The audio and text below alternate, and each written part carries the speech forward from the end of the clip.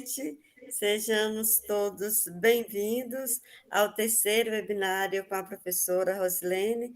Fique à vontade, professora, estamos à disposição. Boa noite a todos. Eu gostei muito dessa conversa aqui, porque eu ia até complementar, falar que nessa nova está tendo uma reflexão aí sobre mudar, né, esse ensino médio, e a proposta é aumentar a carga horária de literatura e filosofia. Eu acho que já é uma margem, né, para se pensar em algo aí mais humano, refletir sobre essa nova realidade que está sendo colocada. Então, se pensarmos aí nessa retomada dessa literatura, inclusive nos vestibulares, cobravam, né? Tinha literatura, tinha as obras literárias, tinha que ler. Na minha época, eu tive que ler os livros para fazer o vestibular. Então, assim, eu acredito que tudo é muito válido, né? Então, se retomar. Hoje não há, por exemplo, no ensino médio, as leituras obrigatórias, né? Você tem que ler tais livros, vamos falar sobre. Então, assim, o professor que inova e traz, né? Seleciona, numa das brechas que ele encontra, ele traz alguma coisa da arte, da literatura. Mas, assim, a gente vê que tentaram apagar ao máximo, né? Esses momentos aí de literatura, de arte, de filosofia. Então, gente, a gente está aqui novamente para mais uma discussão e me coloco à disposição de vocês, tá? A gente pode ir conversando, vocês podem ir falando, agregando informações, trazendo informações que eu sei que vocês sabem muito também, e que tudo que a gente fala aqui é sempre, a gente remete a alguma situação, alguma lembrança, alguma coisa que vai agregar. Então, fiquem à vontade aí, tá? Para agregar, para trazer informações, opiniões de vocês, viu? Se quiserem ligar o microfone, pode ficar à vontade, levantar a mão. E, assim, é para a gente manter um diálogo. Espero que estejam gostando das aulas. Lógico que, assim, o tempo é muito rápido, são reflexões bem simples, né? Que a gente poderia aprofundar muito mais, trazer mais conteúdos. Mas eu sei que vocês também têm outras disciplinas a serem cumpridas aí, cada um tem a sua carga horária. Então, acredito que cada uma dessas reflexões, lógico que poderiam ser aprofundadas muito mais, né? Mas tem um objetivo que vai ajudar, né? Colocar uma pontinha de informação, de curiosidade para vocês acerca de determinado assunto. E aqui a gente fala um pouco, né, sobre essa arte contemporânea aí, e dando continuidade aos nossos estudos. Nós já estamos aí na semana 3, então semana que vem é a última, e tudo está passando tão rápido, né? Na hora que a gente começa uma coisa, quando vê já está terminando, já está acabando. Eu vou fazer uma apresentação aqui e vou ficar sem o chat, tá? Mas aí vocês podem ir falando, podem ficar à vontade.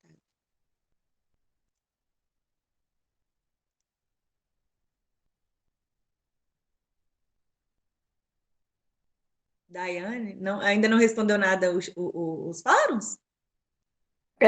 Não tive tempo ainda. A correria da vida. Ai, gente. Rosilene, Oi.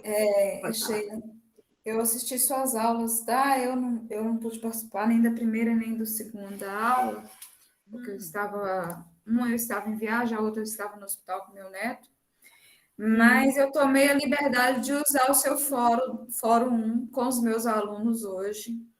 Foi um show a aula, tá? Tá de parabéns. Menina, eu fico feliz demais. Obrigada pelo carinho, por, né, ir levando aí essa discussão. Eu até falei com a professora Ana. Falei, Ana, eu quero um feedback aí, ó. Se precisar mudar alguma coisa, acrescentar, mudar essa didática, falar diferente, pode ficar à vontade. Pessoalmente, eu fiquei impressionada com a obra, porque eu não conhecia o trabalho do... Eu não sei falar o nome, não. Só vou falar o primeiro nome dele, né? Natan. Aí eu pedi uma pesquisa sobre vida e obra dele, e nós acabamos trabalhando até além uma aula de redação que fluiu assim, muito E agora o interessante é que como essa nova geração, né, que a gente até começou a falar aqui, tudo tem que ser muito rápido, tem que ser visual, tem que ver. Esse dia eu estava até falando com a minha menina, porque a gente estava fazendo alguma coisa, aí do nada ela falou assim, mãe, já cansei, já tá bom, vou fazer outra coisa. Falei, gente, a gente nem começou uma coisa, já quer pular para outra, que já vai para outra, né? Então, tudo está muito rápido. E eu acredito que essas novas manifestações literárias, essas manifestações artísticas, elas vêm realmente para atender essa demanda da sociedade. Então, por exemplo, uma obra de arte, por exemplo, lá os Legos, né? O tanto que ali é criativo, né? É uma obra atual, contemporânea, feita ali que qualquer pessoa pode se interessar e a partir daquilo ali pode remeter a outras reflexões, né, de si, do outro, da sociedade atual, questões psicológicas, né, que nós até conversamos aqui mais cedo. Então, assim, é uma obra. Então, assim, é trazer isso para a realidade desses jovens, né, bem tranquilo, bem acessível. Recentemente, eu participei, viajei, e aí então nós fomos no museu e estava tendo uma exposição de arte. Então, tinha várias formas de arte, dá para chamar a atenção, porque não era só pintura, não era só escultura. Tinha pintura, tinha uma sala de pintura, uma sala de escultura, uma sala de videoarte. Então, assim, cada um, a sua maneira, o que mais te atrai, vai procurar a forma, aquela manifestação que traga mais sentido e da forma, né, que tenha mais afinidade. Eu achei muito interessante essas várias possibilidades, porque até então, né, quando se ia numa exposição, é de quadros, então tava, era só quadros, só pinturas. E aí não trouxe esse toda. E eu acho que essa atualidade da arte é justamente para envolver esse novo sujeito aí da sociedade, que ele precisa de tantas informações ao mesmo tempo. Então, eu achei muito interessante. E o que eu achei mais interessante foi que quando eu coloquei lá a proposta de redação, eles olharam para mim assim, professor, mas isso aqui é de arte? Como assim nós vamos fazer uma redação dentro do conteúdo de arte? Eu disse, uai, vai que lá no Enem vai pintar um assunto e você já tem um embasamento teórico, né? Então, você já tem aí um repertório sociocultural para jogar dentro da sua redação. E Então, tem que muito ter, né, obrigada pela as referências. E tem que ter as referências. Meu menino está aqui com essa redação. Toda semana faz redação. E tem que ter referência. Então, você vai ler, você vai... Então, é bem interessante isso, porque a gente vê que o próprio Enem, né? Eu trabalho com Libras, que é Língua Brasileira de Sinais, e eu, dentro das minhas pesquisas, eu trabalho com literatura surda. E teve um Enem que a temática foi a língua de sinais e o sujeito surdo, né? Então, pegou muita gente surpresa, porque é uma temática que não está muito em voga, assim, né? Só quem está na área mesmo é que tem esse contato maior. Então, esses adolescentes, praticamente todos foram pegos de surpresa lá. Então, vem temas que realmente a arte pode ser utilizada como referência, né, e deve, para embasar aí essas escritas. Aqui eu trouxe as mesmas informações das outras dos outros encontros. Aqui nós já estamos na terceira semana, né, de 15 a 21. As mesmas informações que vocês já têm no APA, só para a gente situando aqui.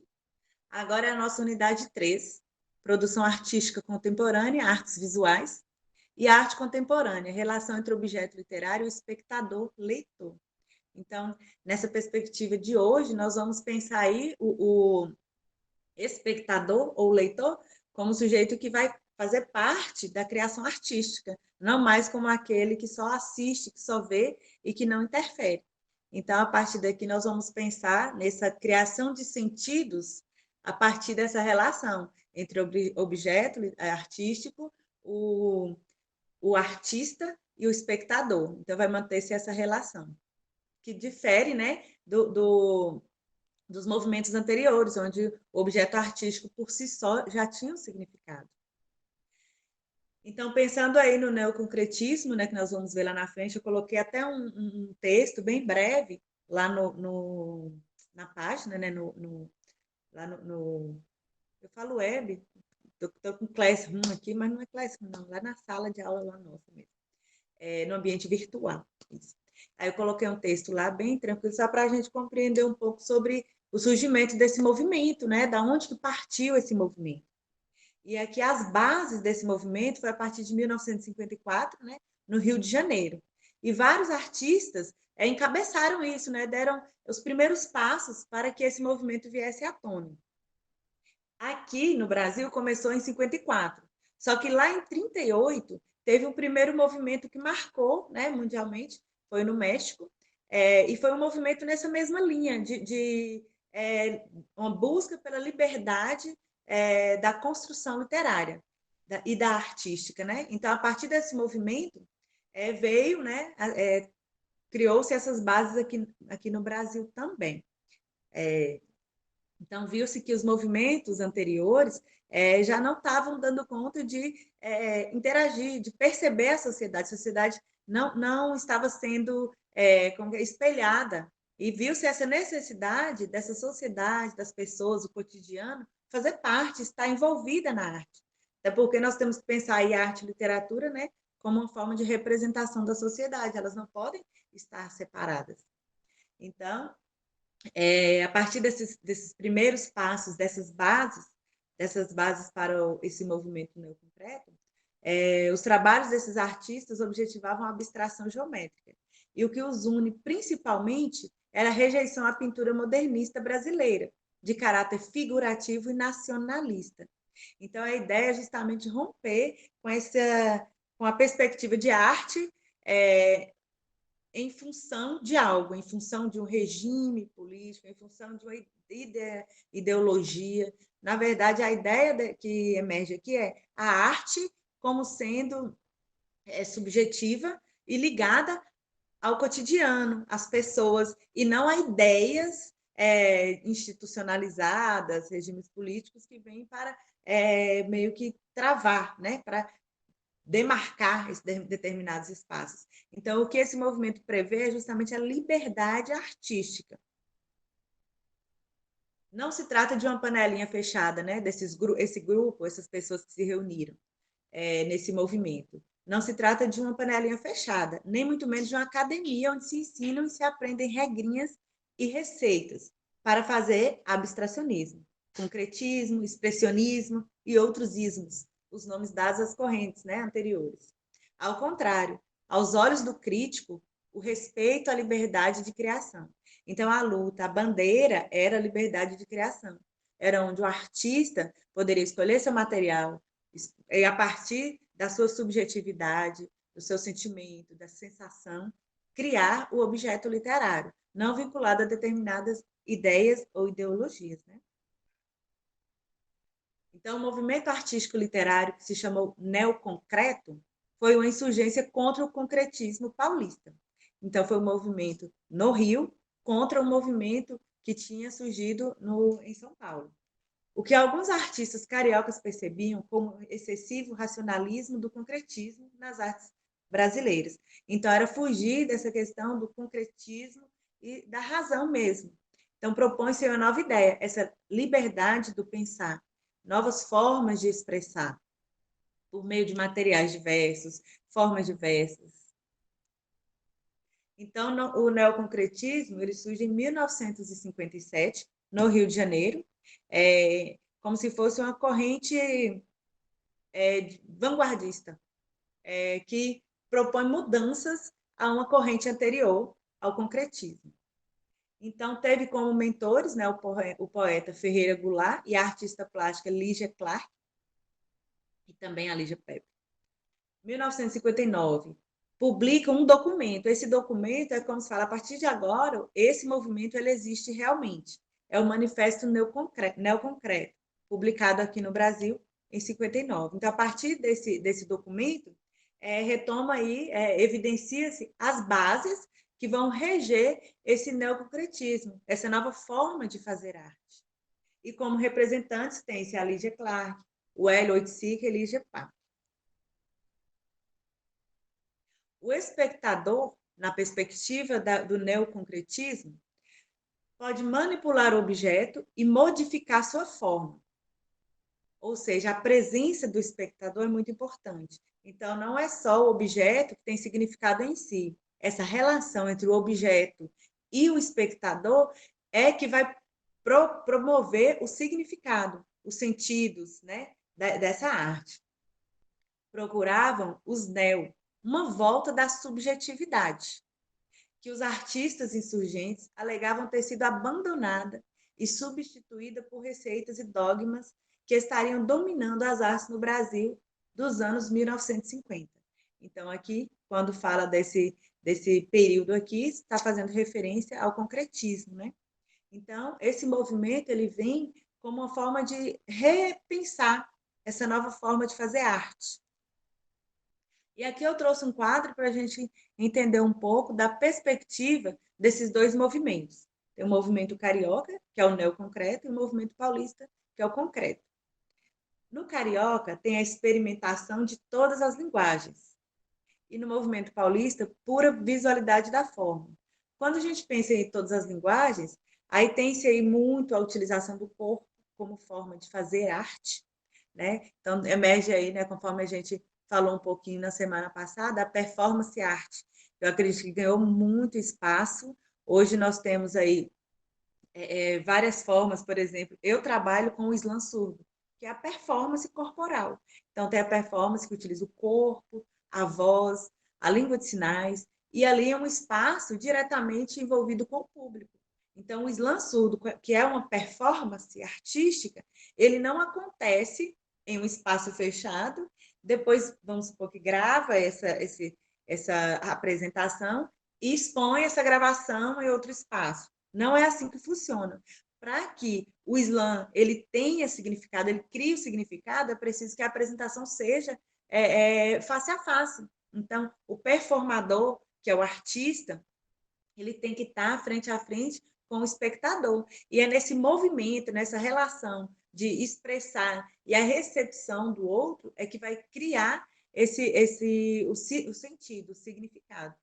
E é muito interessante que, não sei se vocês tiveram curiosidade, que eu falei, acho que na primeira aula, sobre o meu objeto de pesquisa, que é o slam surdo, né? Mas tem slams, não, o slam surdo é uma especificidade do slam. Tem outros slams também, tá? Mas sempre trabalha aí com algumas regrinhas, por exemplo, 3 minutos, sem materiais, sem artefatos que ajudem a fazer significação, é somente o corpo mesmo, a voz. O máximo seria o microfone para poder alcançar, né, o público.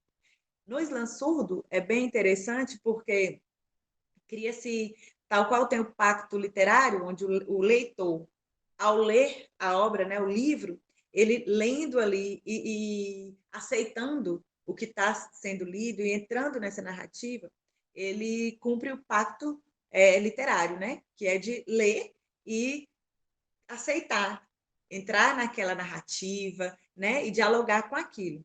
E no slam há também o pacto.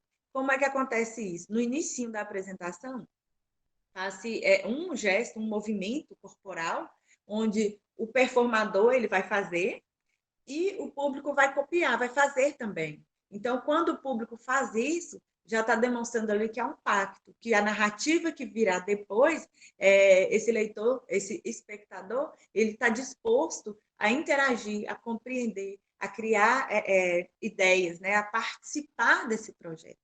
Então, é bem interessante. No movimento carioca, a oposição a dogmas e receitas, articulação forte entre arte e vida. Então, é uma coisa bem subjetiva. Então, deixa de lado a imposição, por exemplo, não sei se vocês lembram quando a gente falou que nos movimentos anteriores, a escolha do material era determinado por determinada ideia, né? Então, tinha algumas ideias subentendidas que influenciavam ali a cor, tudo isso não necessariamente ficava a critério do artista, né? Em alguns casos. Então, esse movimento neoconcreto ele vem contra isso. Ele dá total liberdade para que o artista crie a sua obra. Já no movimento paulista, a obra ela é tida como uma máquina ou objeto. Então, ela é criada com tal fim. Né? Então, apesar de toda uma significação, mas não tem a essência, a subjetividade, a arte, a vida, ela não está tão impressa nessa arte quanto propõe o movimento carioca. Ainda aí com o neoconcretismo, há a liberdade de criação do artista, ou seja, a subjetividade, né? Intuição como requisito fundamental do trabalho artístico. Nós até comentamos um pouquinho anteriormente, se não me engano, na primeira aula, sobre essa questão aí que o objeto literário, né, nessa perspectiva, passa a ter valor pela questão intelectual, psicológica envolvida, e não mais pelo material. Então, não é o material, é a forma, é o que está envolvido, o que está implícito, o que é subjetivo ali, é que ganha valor estético. Já no movimento paulista, né, nós temos o racionalismo, o engajamento político. Então, a luta desses movimentos, o movimento do México, que foi primeiro, e esse movimento neoconcreto, é justamente contra esse desvincular de determinados regimes, de determinadas ideias que subjazem, que permeiam, que está ali por trás da construção da arte, da construção do objeto artístico. Aí, algumas exposições são feitas meio que para inaugurar esse movimento em diversos museus, diversos espaços. Em 1959, é feita a primeira exposição neoconcreta no Museu de Arte Moderna no Rio de Janeiro e publicado esse manifesto neoconcreto. Neste, define-se as bases teóricas e os princípios, né, de como seriam os processos de criação. Então, essas bases permeiam muito a questão da subjetividade, do raciocínio, das funções superiores, né? Ou seja, da subjetividade de cada um. Aí o artista ele vai ter liberdade para criar o seu objeto a partir da escolha do seu material, a partir da ideia que ele quer trazer ali. Então, ele tem autonomia nessa produção. Mas cabe destacar aqui, essa posição, né, a ideia do movimento neoconcreto, não é um anticoncretismo, não vai contra, não quer derrubar, não é assim que funciona. Na verdade, é uma busca por uma avaliação, um examinar essa forma de fazer arte que estava vigente. Então, na verdade, é uma convocação ao reexame dos processos e dos propósitos da arte concreta brasileira. Então, é a busca de uma nova proposta. Então, é ir além. Não é simplesmente falar, não, não é para fazer a arte dessa forma, vai fazer dessa forma a partir de agora. Nenhum dos movimentos literários, nenhuma das correntes funcionam dessa forma, de chegar, né, iniciou aqui o realismo, e cortou e acabou nesse dia aqui o movimento anterior. Não. Sempre é um processo, é mudanças. Então, sempre que a gente vai lá ver as escolas, é meados de tal período. Então, não tem uma data, começou esse dia e terminou tal dia. Não, é meados, porque são as produções daquele determinado período, né, que marcam determinada característica que está mais para o realismo, que está mais para o romantismo. Então, é nesse sentido. Então, quando o neoconcretismo ele surge, ele vem não com a ideia de derrubar e acabar com o movimento anterior. Não, é uma proposta de reexaminar, de avaliar, de perceber essa nova forma de fazer arte. E aí eu trouxe alguns exemplos desse movimento. Ferreira Goulart, né, que foi um dos que destacou, que encabeçou esse movimento e trouxe muitos produtos artísticos, aí que eu trouxe a arte neoconcreta, uma nova forma de pintar, né, trazendo aí questões do cotidiano, da vida. Aqui é uma obra de 60. Vou passar rápido por causa do horário. Mas aqui esse material a gente encontra disponível, né, assim, tá na internet, a gente pode ver, pode pesquisar, que tem muito material. Poesia visual, tem aqui também, de Ferreira Goulart. Então, traz aqui um texto, para vocês verem que é uma poesia com um formato diferente do que a gente está acostumado, né? Aquela poesia com estrofes, rimas, versos, tudo certinho lá. Aqui ele inova, né? Ele traz um novo formato, uma nova roupagem para esse poema. Um outro representante muito importante aqui do movimento neoconcreto é Hélio Oiticica. E ele faz várias manifestações artísticas. Aí eu trouxe aqui uma das principais que destacam, né, o trabalho dele, o parangolé. E aqui eu trouxe para a gente conhecer um pouquinho. Aí tem o performador, performer, o artista, e junto com a capa, aqui dançando o parangolé. Para a gente compreender um pouquinho sobre o parangolé, eu trouxe aqui um conceito. É uma espécie de capa que só era possível visualizá-la plenamente quando quem as vestia se movimentava, considerado como um dos artistas responsáveis por revolucionar a arte mundial, Ferreira Goulart, Oiticica, desculpa, a partir da interação direta dos observadores com as obras. Então, aqui é uma performance. Então, tem o performador, que ele coloca a capa, e prestem atenção às cores, né, bem vivas. E com esse movimento das capas, dessa capa, é que vai gerar todo um significado. Então, como gerar um significado, gerar um sentido, se só o performador e a capa estiverem e não tiver o público? Então, vocês percebam que é um espaço aberto, então o próprio espaço já convida, né, convidativo, ou seja, a construção do objeto literário aqui é no ambiente aberto e conta com o performador, a capa e o espectador. Então, é nesse movimento da capa aí, desse jogar de cores, é que os sentidos vão ser criados. Então, a proposição da cor como estruturante de si própria, então a cor é muito importante, a própria cor já demarca sentidos aí na obra. A cor que constitui sua própria estrutura, ao invés de compor a estrutura de um objeto. Então, a cor aqui, para além de ser um detalhe, de ser um ornamento, a cor é o próprio objeto artístico.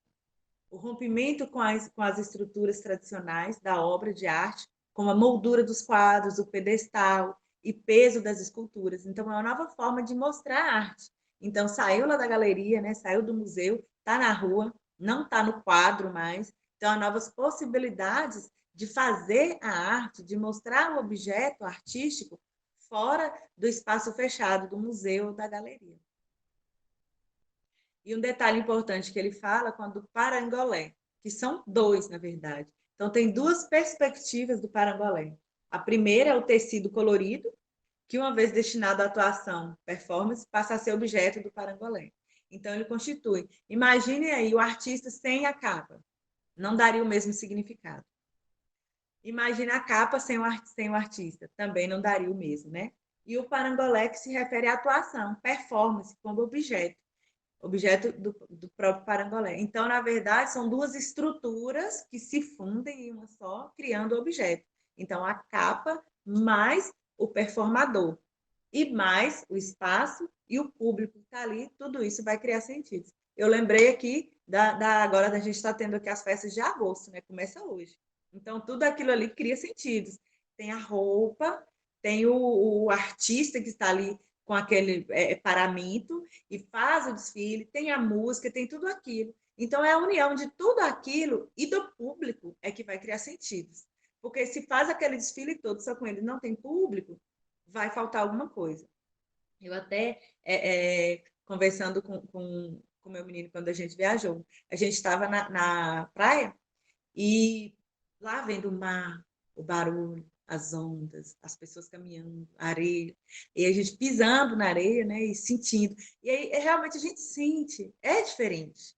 Aí o meu menino falou assim, mas e se a gente pegasse essa areia, né, e levasse para a gente pisar ela lá em casa, né, será como que era? Eu falei, não ia ter significado, não.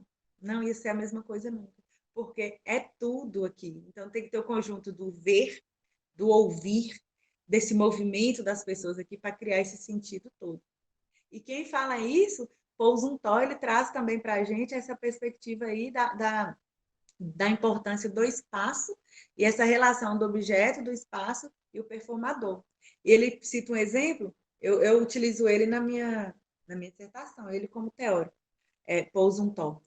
Ele fala o seguinte, que como experiência própria dele, ele morava em Paris e ele sempre que voltava da escola, nas ruas lá de Paris tinha músicos, bandas, né, músicos que tocavam músicas ali, as pessoas juntavam ao redor, escutavam a música, cantavam junto, e aquilo criava nele um sentimento muito bom, ele gostava daquilo, então todo dia ele parava ali um pouquinho. Aí, e lá eles entregavam a letra da música também, para que as pessoas ouvissem tocar, cantassem, dançassem junto. Então, era todo um conjunto de elementos para fazer a arte. E aí, um dia, ele optou, né, em casa, pensando assim, eu vou criar, eu estou querendo ter aquele sentimento de novo. Aí, então, ele comprou a música, a letra da música, e começou a cantar, e começou a pensar naquela situação, lembrar daquilo ali. Só que ele não conseguiu ter o mesmo sentimento, a mesma sensação que ele teve lá. Justamente por isso, porque lá tinha todo um conjunto de elementos que propiciava essa sensação nele. Então, a arte performática é nesse sentido também. Alguém levantou a mão. Começa com a letra A. Pode falar. Sou É porque eu, não aparece o nome do Rosane, outro. é o Alex. Ah, sim, Só, pode falar, só Alex. Boa para. noite. Boa noite, Rosane. Só para contribuir, em especial com o parangolé, me veio uma analogia que talvez faça sentido. Quando a gente lê uma obra literária, um texto, nós temos ali as personagens, né? Essa obra, quando é transposta para o teatro, a personagem sai da obra e ganha vida, né? No palco, com a atuação. Parece-me que o parangolé segue a mesma lógica, né? Você tem a arte, a pintura, né? E que digamos assim, é uma expressão morta, né? Ela está na tela, não tem vida. Mas essa mesma arte, quando passa para a dança com as cores, ela salta da tela e ganha vida, tal como acontece no teatro quando sai da literatura, né? Então era essa analogia que eu fiquei observando, né, no movimento aqui e queria compartilhar. Bacana, bacana a sua fala. E é interessante porque, por exemplo, tem pessoas que é mais visual, outras é mais auditiva, outras é mais sensitiva, né? Então, essa performance, ela trabalha com todos os sentidos. Então, a partir do momento, lógico que a leitura de um livro é muito prazerosa, você vai ler, então você tem uma atenção ali, que você vai, a questão visual, né? E esse sentimento corporal, tudo vai trabalhar. O teatro também tem isso, né? O teatro também trabalha com várias sensações. Então, você consegue. Eu acredito também que vai de cada um dessa afinidade, né? Qual a percepção melhor que eu consigo construir mais sentidos? A partir de quê, né? E aí, essa performance, trabalhando aí com essa visual, o sentir, trabalha todos os sentidos, eu acredito que constrói faz parte desse neoconcreto justamente por isso, por essa, vamos dizer assim, necessidade do ser humano, da atualidade, de estar mais junto, de estar mais próximo, de ter um estímulo mais, como eu posso dizer, né? Mais junto, mais aqui, mais presente, mais atual. Eu acho que nesse sentido, o movimento neoconcreto, com essas produções, visam muito isso, né? Esse estímulo mais próximo do espectador, tal qual o teatro, né? Obrigada, Rosilene, viu, Alex, pela colaboração. só para complementar, se eu não me engano, as cores que no slide anterior eram vermelho, amarelo e azul. Não é isso? Isso. E são as cores primárias, né? Através das quais todas misturadas produzem todas as cores. Então, até a escolha origem, das né? cores faz sentido para eles, né? Tudo é pensado, né? É artista mesmo, né? Aquele que vê, que sente, que faz o que nós, né, muitas vezes não faríamos. Estão andando aqui. E aí nós temos aí a questão do espectador, né? Nós já até colocamos um pouco aqui sobre essa importância do espectador na concretização do objeto artístico, principalmente nessa nova forma de fazer arte, né? A questão, por exemplo, da performance arte, videoarte, né? Então, o espectador ele vai sentar ali na frente, ele vai ver aquele vídeo, o que aquele vídeo vai transmitir, o que ele vai sentir a partir daquilo. Então, o videoarte, por exemplo, sem o espectador, perde o sentido de existir, né? Então, tem que ter esse público, tal qual como as outras artes, mas o vídeo ele tem que ser apreciado, né? Então, tem que ter esse contato com o espectador. Então, houve um grande esforço de alguns artistas neoconcretos brasileiros para deslocar a obra de arte das paredes dos museus, como era antes, né? Nas ideias primárias aí, onde ela permanecia intocável, estavam empenhados também em situar o artista e sua obra ao alcance do espectador, que deveria participar do evento artístico ao invés de apenas contemplar a obra. Aí nós temos aí até uma nova forma de pensar o espectador, essa nova percepção. Então, ele não está ali só para ver, ele está ali para ajudar a construir sentidos. E a partir da forma que ele percebe esse objeto, é que os sentidos vão ser construídos. E aqui, pegando aí um texto que fala sobre essa questão do espectador na performance, um estudo acerca de Zumthor, numa estética do performativo, onde os performance, corpo, como elaboram Fischer e Zumthor, performance são ações que concretizam uma obra artística ou poética, num espaço e tempo determinado. Então, a performance vai acontecer num espaço, num tempo, e ali junto com o público. No espaço, condicionado à presença de participantes, espectadores ou ouvintes. Então, nessa nova forma de fazer arte, o espectador, ou o ouvinte, o público, é de suma importância. Então, ele passa a ser conforme a gente tinha falado lá no início, um participador. Então, ele não é somente aquele que vai olhar, né, que vai estar ali olhando e não tem uma ação. Ele passa a ter um papel para a concretização desse objeto artístico. Então, quando a gente pensa em uma pintura ou uma escultura, ela existe por si só. Ela está em determinado espaço, num pedestal, na parede, em algum lugar. Ela existe, ela está lá. Então, quando o público, o espectador chegar para olhá-la, analisá-la, ela está lá, já completa. Mas o que acontece com a performance? Ela não está acontecendo o tempo todo. A performance vai acontecer junto com o público. Então, é diferente. E é nesse momento que a arte se concretiza.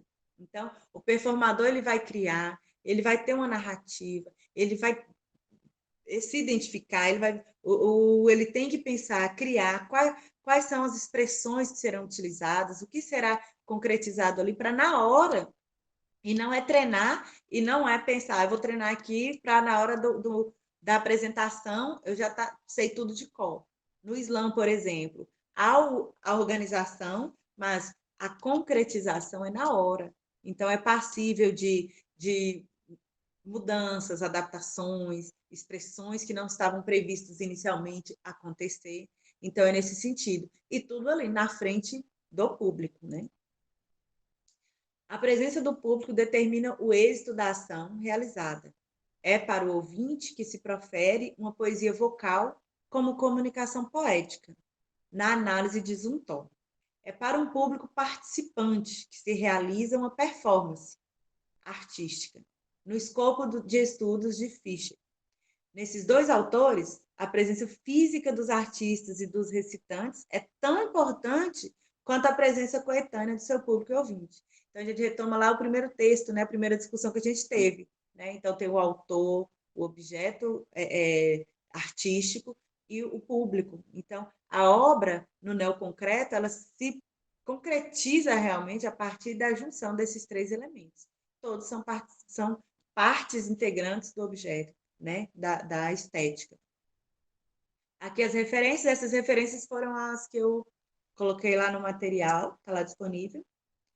E aqui eu trouxe, né, a proposta do nosso Fórum 3, também tem uma perspectiva bem subjetiva, né, para a gente pensar aí. Após assistir os vídeos disponibilizados e fazer a leitura do texto, Manifesto Neoconcreto, que está disponível para vocês, aí vocês vão fazer uma reflexão sobre a relação entre o objeto literário e o leitor-espectador. A partir disso que a gente conversou, a partir do que vocês estão pensando aí, sobre o papel desse espectador na concretização desse objeto, né, artístico, da concretização de sentidos, da concretização da estética, como a arte contemporânea é recebida pelo indivíduo e o que ela provoca. Então, assim, são formas bem subjetivas de pensar, mas eu acredito que não vai sair muito do que a gente pensou e do que está proposto nos textos, né? Então, assim, qual o papel desse espectador, desse público, frente a esse objeto neoconcreto, né? Essa nova forma de fazer arte? E aí, né, sempre embasar nos materiais propostos aí, nos materiais de apoio. Trouxe também a atividade aplicada, que é bem tranquila, que a gente já havia falado, acredito que não há nenhuma dúvida, mas se tiver, estou à disposição. E bons estudos para todos nós. Podem ficar à vontade, viu, gente, para colocar aí as ideias. Eu vou parar a apresentação. Professora Ana, pode ficar à vontade, viu? Pessoal, o momento é de diálogo, fique à vontade. Se vocês tiverem alguma consideração, as tutoras também, agora está aberto para os alunos que queiram fazer alguma interlocução.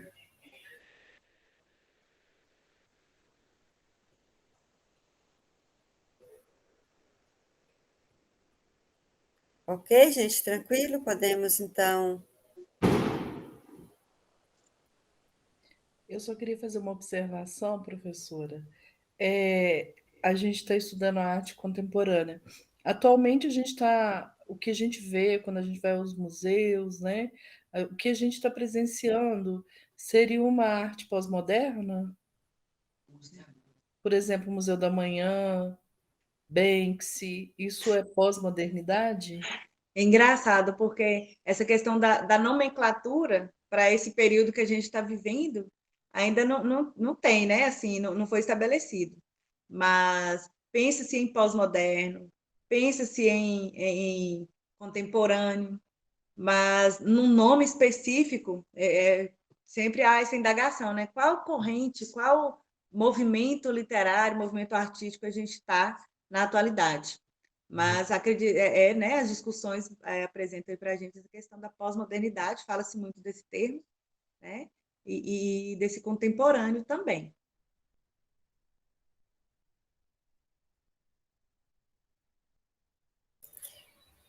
Tem algumas indagações no chat, se as tutoras quiserem ler, fique à vontade.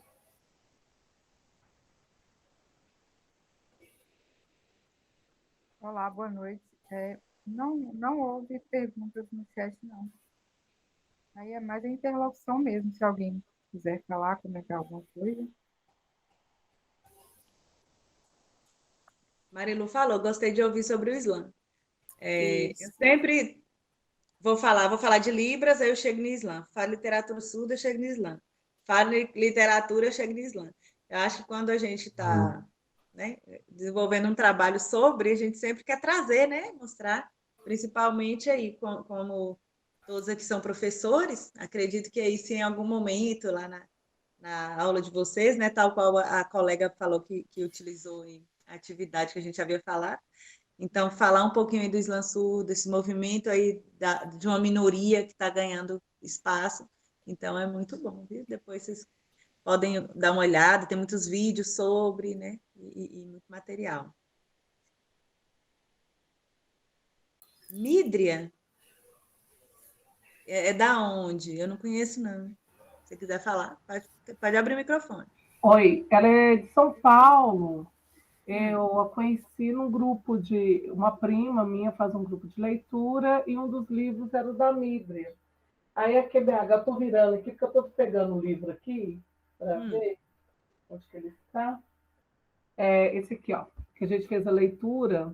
A menina que nasceu sem cor, da Mídria, ela que é do Islã das Minas, lá de São Paulo, é uma das... Tá. O Islã das Minas eu conheço. Eu Isso, até citei, eu trabalho, eu trouxe alguns exemplos.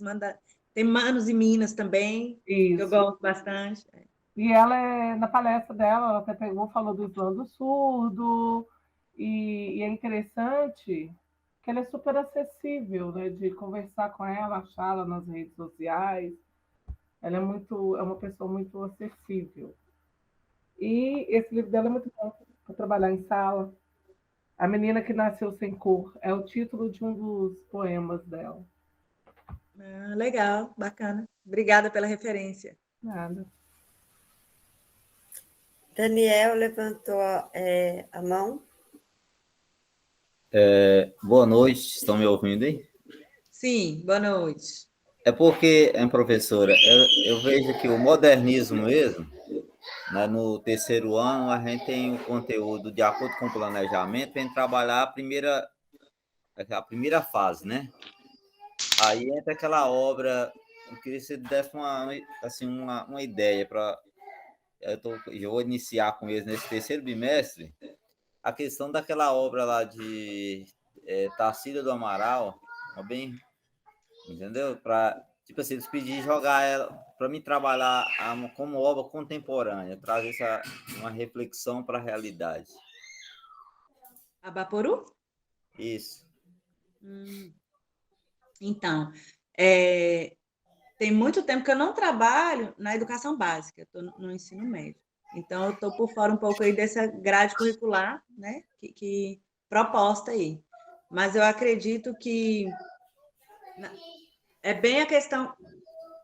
O movimento neoconcreto veio contra o concretismo, que trabalhava justamente essa questão do nacionalismo, que é essa perspectiva da Tarsila, né? A questão do nacionalismo. Então, acredito que pegar o que ela quis representar sobre o nacionalismo ali naquela obra, naquele período, e fazer uma comparação com essa perspectiva atual, né? Porque lá traz várias situações, né? Essa obra e várias outras daquele período, né? E com questões trabalhistas, relações sociais, que a gente pode estar vendo ali. Eu acredito que é pegar um desses temas que era daquele que queria se representar naquele período com relação à identidade nacional e pensar sobre esse tema na atualidade, né? O que mudou, o que a gente pode pensar, o que essas questões de e mesmo de espaços, né? O que ela representou ali, o território representado, o sujeito representado ali em determinado território, meio ambiente, acredito também que dá para ter uma pegada ali e que dá para a gente pensar hoje também, né? O que essas marcas nacionais relacionadas ao sujeito e o meio ambiente, talvez possa pensar também alguma coisa aí. Não sei, mas é a perspectiva. E eu achei muito interessante você perguntar isso, porque essa é a ideia, né? Refletir o que a obra queria dizer naquele período e o que a obra pode dizer agora, né? Porque muitas vezes os professores vão trabalhar com Tarsila do Amaral, Baporu, e aí pede para desenhar, né? Aí desenhou, ok, acabou, já fez, já passou por esse processo. Quando, na verdade, isso que você está propondo aí, o que ser discutido é que seria o mais relevante, né? O que a obra queria dizer naquele período, o que a obra pode dizer agora. Então, algumas das temáticas possíveis, né? Sim. Uma questão interessante também que a gente pode trazer também um momento político, né? Não só artístico, mas também o político, social, né, para a obra. Pedir para fazer uma reflexão da realidade, né? Então, assim, é muito interessante. Porque, na verdade, essa questão do nacionalismo impressa lá traz bem isso também, né? Essa questão do regime, né? Vivenciado naquele período, né? Sofre muita influência. E aí o movimento neoconcreto vem também para quebrar um pouco disso, né? Para não ter não ficar todo ligado a questões nacionalistas, mas a questão subjetiva mesmo do ser humano, não generalizar. Até porque a Semana de Arte Moderna vem para romper, né? Com o clássico acadêmico, né? É muito interessante trabalhar isso aí também. E saber que é um movimento rompendo com o movimento, né? Então, sempre propondo mudanças, tendo em vista que é para acompanhar o desenvolvimento da sociedade. Valeu, obrigado. Obrigada a você. Alex levantou a mão. Levantei só para contribuir com o Daniel. Ele não me perguntou e eu estou participando da resposta, mas apenas para contribuir. Acho que algo que pode ser analisado, Daniel, você observa que na imagem o foco está no pé descalço da pessoa, né? A cabeça está distante do pé. Então, dá uma pensada no que representa o pé descalço nessa imagem, né? E fazendo essa correlação com a atualidade. Porque a imagem da Tarsila foca muito nisso, né? Ela distancia a cabeça do pé e foca o pé. Então, o que isso quer dizer? Talvez essa comparação dê para desenvolver alguma análise. Só isso. Envolve também, só complementando a sua fala, muito bacana, Alex, a questão da intelectualidade e do trabalho braçal, pensando assim, né? A cabeça menor e o pé maior. Então, essa relação aí envolve também isso, né? A questão do pensar e da prática, né? No contexto social aí, né? O pensar menos e trabalhar mais, alguma coisa nesse sentido. Valeu, Alex, pela contribuição. Obrigado. É muito interessante, a literatura é bom demais, né? Estudar a literatura, aí você traz para o ensino médio, os alunos fazer uma reflexão da realidade, Aí eles não querem. Eu falei, gente, vamos ler livro literário, vamos ler Machado de Assis. Vamos... Ah, professor, é muito chato, mas tem outras formas hoje de trabalhar, né? Trazer a questão da tecnologia, trazer eles para dentro das obras, dentro da obra mesmo, trabalhar com a tecnologia. É muito interessante, a gente aprendeu aí, né? Aulas anteriores, modos anteriores, então é interessante. A literatura é muito rica.